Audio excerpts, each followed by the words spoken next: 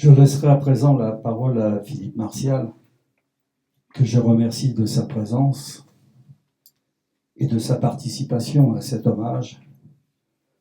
Je le laisserai vous parler plus avant de Vital, sans doute le mieux placé aujourd'hui pour évoquer l'homme et son œuvre.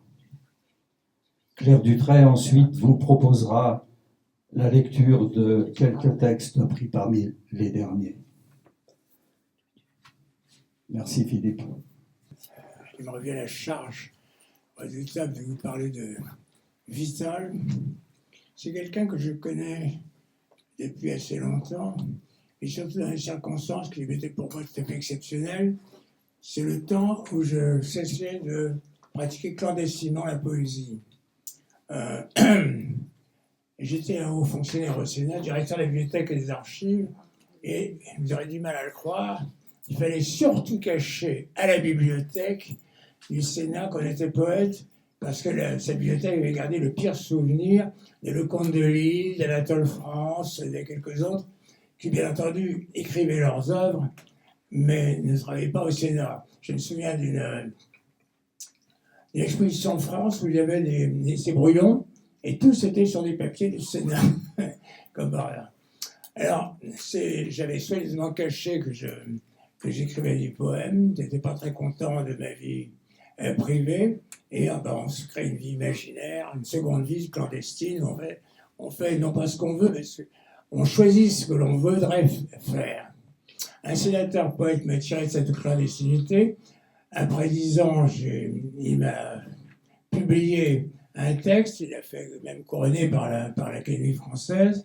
À partir de ce moment-là, je suis un peu sorti de la clandestinité. Et c'est là que j'ai fait la connaissance de Vital. Et alors, moi, je ne le connaissais pas. Et il s'est révélé une espèce d'admirateur absolument extraordinaire de mes œuvres. Il était persuadé que j'étais un grand poète, etc. Et on a commencé une espèce de correspondance. Quand il y avait une réunion, il exigeait toujours que je fusse à côté de lui. Là, comme je l'ai rappelé à des amis, il a fait une grande séance de poésie à la mairie du 6e, et c'était la femme Madame Lecoq, la femme du maire, qui présidait. Et alors, Vital voulait que je m'installasse à côté d'elle. Alors, j'étais avec une amie poète, il n'était pas question de la quitter. Et on a commencé quand même une assez longue correspondance. J'avais cessé de fréquenter la Société des poètes français dans la musique quand elle a quitté. Quand Vital a quitté, pour aller donc dans la Société des poètes de la francophonie.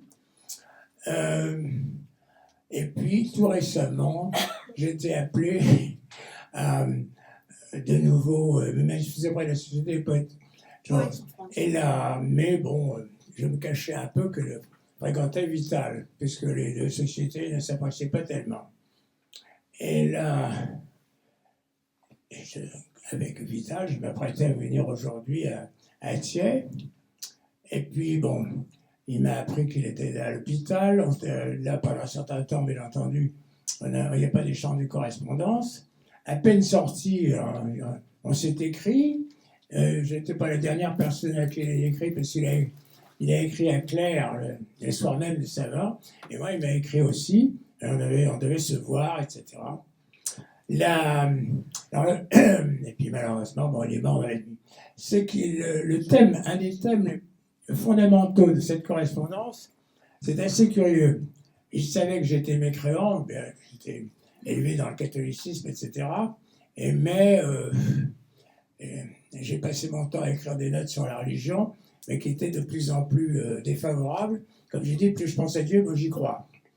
Et alors, en revanche, on avait en commun, c'était un des thèmes de notre correspondance, une admiration profonde pour Jésus-Christ. Je ne sais pas s'il a réellement existé, mais en tout cas, le personnage historique est tout à fait remarquable par le fait qu'il propose une morale, des fois une morale totalement contraire à l'instinct animal auquel nous obéissons, la self-préférence, à l'exception de l'instinct paternel nécessaire à la reproduction des espèces. Sinon, l'homme se choisit et même souvent il combat. Ça va même jusqu'à se débarrasser des gens, et sûr. On a eu ce matin l'exemple avec les Borgia. Bon. Et moi, par contre, j'ai trouvé que le aimer, aime ton prochain comme toi-même, et puis pardonne à tes ennemis, c'est quelque chose de tout à fait extraordinaire. Alors moi, j'essaye d'obéir, mais alors, on avait en commun avec Vital aussi qu'on était un peu désespéré de voir à quel point ce message d'amour au départ a été progressivement déformé. On est allé jusqu'au bûcher de l'Inquisition. Pour moi, ça ne m'étonnait pas du tout parce qu'ayant vécu avec les hommes politiques depuis 80 ans, parce que j'ai 91 ans et demi, depuis 80 ans et travaillé pour eux sans arrêt, bon, je vois très bien qu'ils se servent des religions parce que c'est un phénomène social et que dans toute religion, il y a toujours des tabous, surtout dans le christianisme. Alors, un tabou, c'est une arme politique fantastique parce qu'on accuse tout simplement l'adversaire de violer ce tabou, vrai ou faux, ça violer ce tabou, puis ça permet de s'en débarrasser. Dès le IIIe siècle, le IVe siècle, dès Constantin, la religion chrétienne a déjà été entièrement adoptée par le pouvoir. Ce qu'on ne dit pas en général, c'est que Constantin a profité, vous savez, pour s'emparer des trésors de tous les temples des dieux romains. Bon. Là, alors je vous dis, c'était vraiment l'admiration pour Jésus. C'est probablement le thème fondamental de notre correspondance. Et, écoutez, pour moi, il n'y a pas de ciel, malheureusement. Il y a le néant avant et le néant après. Heureusement, Vital avait la chance extraordinaire de croire, non pas en Dieu, mais en disant, il y a un autre espace dans lequel on va vivre, après cette énergie divine qu'il appelait Dieu.